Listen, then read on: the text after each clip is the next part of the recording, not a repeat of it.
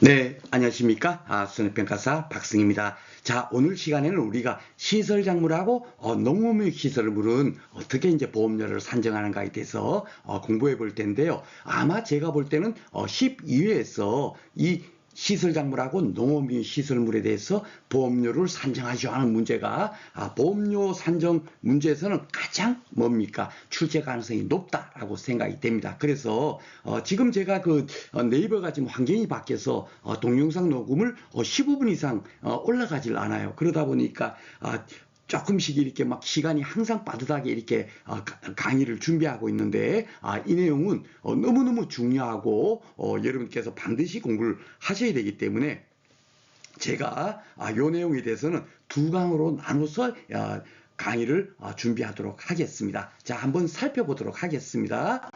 자, 우리가 지난 시간에 이것을 공부하기 전에 지난 시간에 무엇을 공부했냐면 해가림 시설에 대해서 공부를 했어요. 그죠? 해가림 시설이 좀 특이하게 시설물이다 보니까 뭐죠? 튼튼하게 지었으면 보험료를 할인해주고 부실하게 지었으면 보험료를 할증하고, 그죠? 보험사고 많이 나니까 당연하게 보험료 더 내야 돼. 계약자가. 그죠? 그렇게 해서 그걸 갖고 종별 보험료를 우리가 적용한다라고 우리가 살펴봤습니다. 바로 이 농업용 시설도 반드시 이 종별률 시설물이니까 당연하게 이제 적용이 되겠죠. 그죠? 그런데 더 중요한 것은 뭐냐면 우리가 그 시설 작물을 어디에서 재배를 합니까? 그렇죠? 농업용 시설물 안에서 재배를 하잖아요. 그러니까 농업용 시설물이 부실하면 어떻게 되죠? 예, 시설물도 또 그만큼 보험 사고 날 가능성이 굉장히 커져 버리는 겁니다. 시설물이 그냥 조금 그냥 선풍기 바람 부는데 쏙 쓰러져 버리면 어떻게 되죠? 예, 그 작물이 피해를 입지 않습니까? 그죠? 기온이 막 극강화되고 이러다 보니까 제대로 자라지 못할 거고, 그죠? 예, 그렇게 해서 시설 작물 또한 이 종별 보험률이 꼽혀지는 겁니다. 그래서 이것이 일반적인 품목에는 없는데 시설 작물하고 농업인 시설물에는 종별료율이 꼽혀진다. 이것이 지금까지 11일 동안 아직 안 나왔어요. 그러니까 이제 드디어 이제 나올 때가 됐는데 왜 아직까지 안 나오지? 예, 지난해도 굉장히 간단한 문제가 나왔죠. 예, 보험료 산정하는 게 뭐 계약자 부담 보험료고 하세요. 정부 지원 보험료 그런 거는 그냥 산수 문제입니다. 그렇죠? 그래서 이것이 나올 것 같다라고 생각이 들고 또 하나는 또 왜 해가림 시설이 아닌 이것이 더 뭡니까?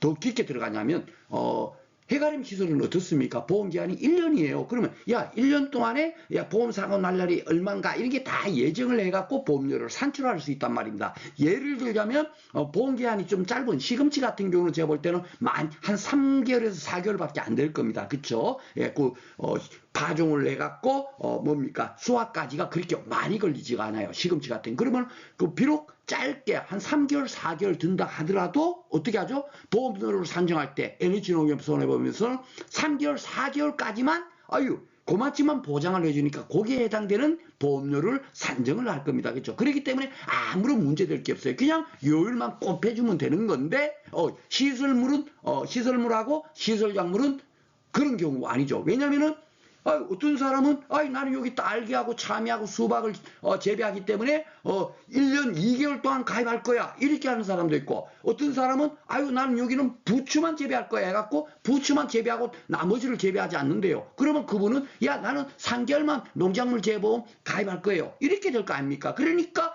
각각 가입하는 분들마다 다 보험기한이 다 달라버리는 거죠. 그쵸? 예. 그래서 뭡니까? 이 시설작물하고 농업인 시설물에는 뭐가 따로 또 적용이 되냐면 바로 이 단기율이 적용이 되는 거예요. 쉽게 말해서 보험회사 입장에서는 그러면 야 1년치를 나름대로 보험료를 산정해 놓을 거 아닙니까? 그런데 야 이분은 한 4개월만 든대. 그러면 어떻게 되죠? 예, 3분의 1만 받으면 될 것 같지만 실질적으로 그렇습니까, 여러분? 아니죠. 예, 만약에 1년에 뭡니까? 야 120만 원 내 이렇게 하면 야 그러면 나는 한 달만 살 거니까 10만 원만 내게 되겠네 하고 10만 원 계약합시다 하면은 그 집주인이 10만 원으로 월세 계약 하겠습니까? 안 하죠. 야 한 달만 살 것 같으면 들어왔다 나왔다 뭡니까 문짝도 또 찌그러질 수 있고 하니까 야 당신은 30만 원 내 40만 원 내 이럴 거 아닙니까? 그러니까 단기효율이 그냥 뭐죠? 야 보험기한 야 몇 프로 동안 가입할까? 1년 중에 그걸로 따지는 게 아니라 따로 야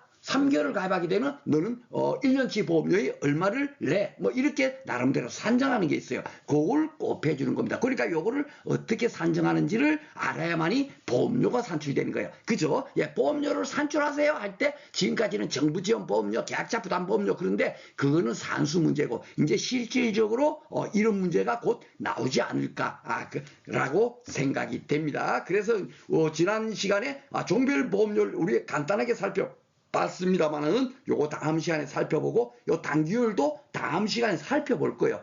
세부적으로 그럼 단기율은 어떻게 산정할까 이런 것들을 살펴볼 거고 간단하게 보겠습니다. 자, 보험 가입 금액 그죠? 예, 보험 가입 금액 따면 뭐다? 요율이더라. 요율 그죠? 요 지역별은 왜 붙겠습니까? 예, 지역별 원래는 지역별 종별 보험료율이에요. 예, 그래서 지역별은 쉽게 말해서 태풍이 많은 지역에 시설물을 설치를 했다. 거기서 시설장물을 재배한다.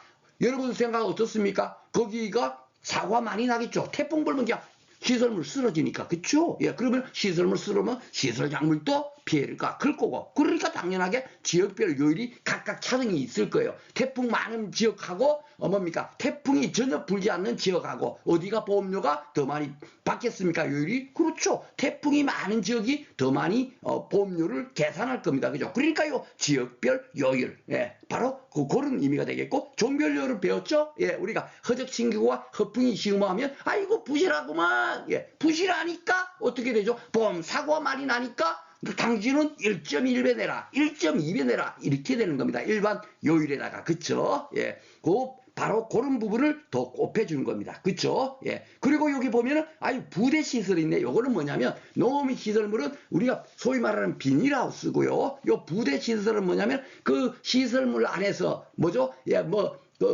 뭡니까? 급수기도 있을 거고, 온풍기도 있을 거고, 냉풍기도 있을 거고, 여러 가지 또 어떤 장치가 있을 거 아닙니까? 그런 것들을 통상 부대시설이라고 해요. 그러니까 이것도 보험을 따로 가입을 할 수가 있습니다. 그죠? 그러니까, 부대시설은, 총 보니까 보장해주는 금액이 한 1,000만 원이야. 그러면, 이 1,000만 원에 대해서는 또 뭡니까?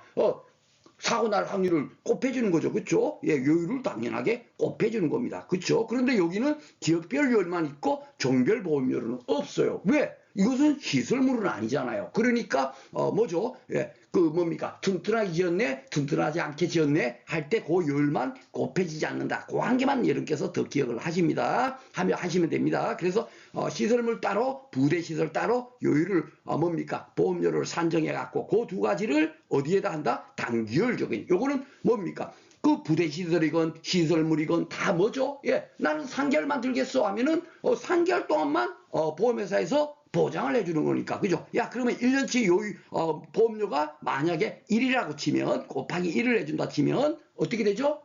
3개월치 같으면, 당신은 60%만 내. 해갖고 여기에 0.6을 곱해주고, 그렇게 합니다. 그래서 요 단기율을 어떻게 적용하는지는 다음 시간에 공부해 보도록 하겠습니다. 그리고 여기 이제 수재형 부부장, 이거는 특별한 거 아니에요. 제가 그 보험료 산정할 때 뭐예요?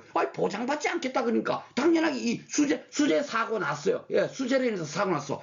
보장 안 받겠다고 계약자가 했으니까 보험금 지급돼요, 안 돼요? 안 되죠. 그러니까 당연하게 이렇게 특약을 가입한 사람들은 보험료를 할인해 줄 겁니다. 그죠? 할인해 주는 거야. 10% 할인. 예, 이겁니다. 근데 그걸 갖고 반대로 얘기하면 어때요? 90%를 적용한다. 그죠? 곱하기 정구. 예. 1-10%나 곱하기 정구나 똑같은 의미다. 그죠? 그래서 가능하면 곱하기 정구. 이렇게 우리가 항상 계산 풀 때는 그렇게 여러분께서 생각하시면 되겠습니다. 그리고 화재 위험 보장. 예, 요거는 이제 뭐죠? 잘 봐보세요. 특별 약관이죠. 왜? 우리가 보상은 제에서 공부를 했잖아요.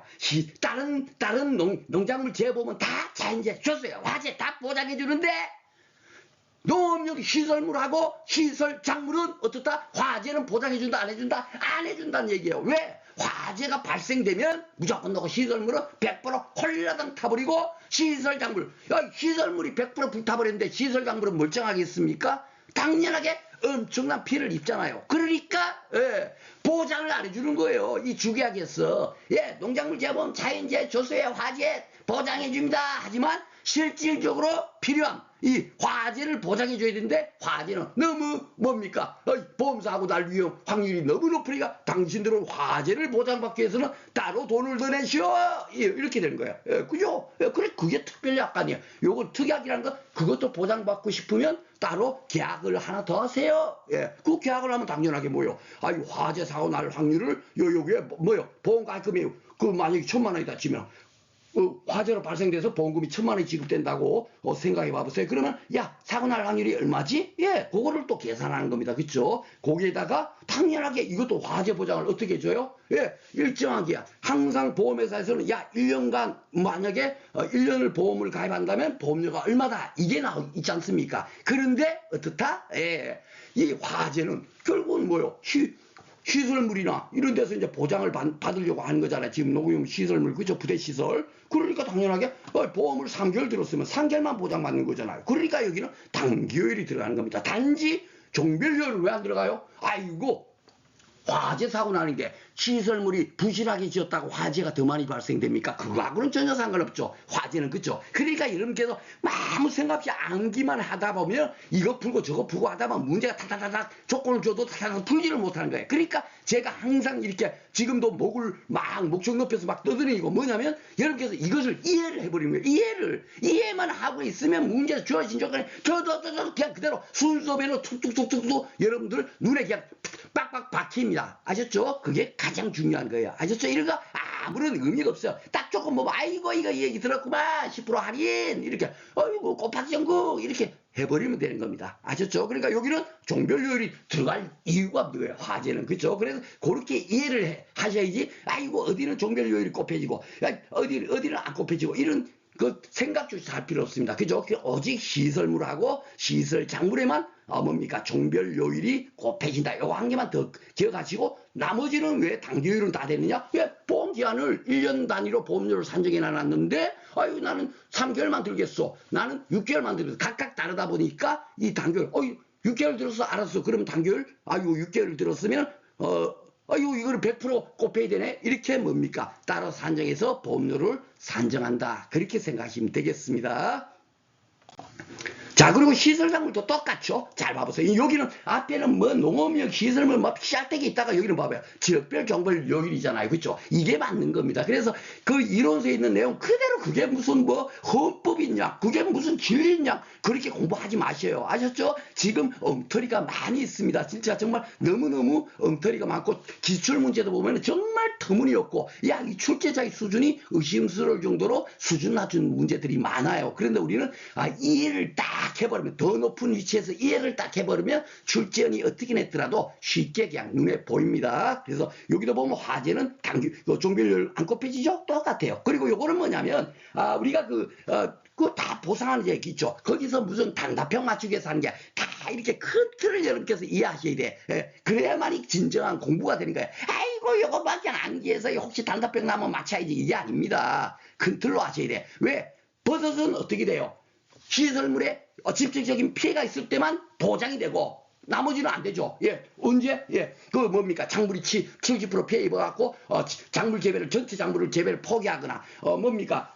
기상특보 관련재해로 뭡니까? 피해를 입었을 때 그럴 때는 버섯은 안 해줘요. 오식 시설 작물만 해줍니다. 그 보상제 그렇잖아요. 그런데 표고버섯은 아이고 그 입원 사망 조항이 있잖아요. 작물 피해 70% 입어갖고 전체 작물을 재배를 포기하거나 기상특보 관련재로 피해를 입었을 때 요 특약을 가입하면 보상을 해준다. 그게요. 그러니까 당연하게 보험료를 더 받겠다 하는 겁니다. 그렇죠? 그러니까 나머지 특별한 것도 똑같아요. 종별요일, 단기요일 적용지수 그냥 곱해주는 겁니다.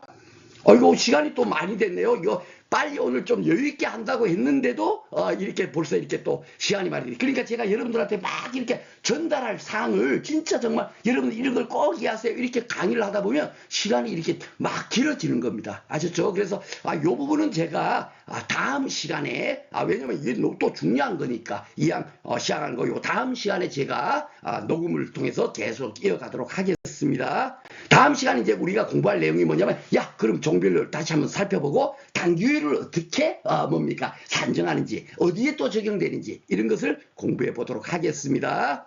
자, 저는 그대로 뭡니까? 조금만 쉬었다가 녹음을 다시 준비해서 한 강의로 여러분께서 볼 수 있도록 올려드리도록 하겠습니다.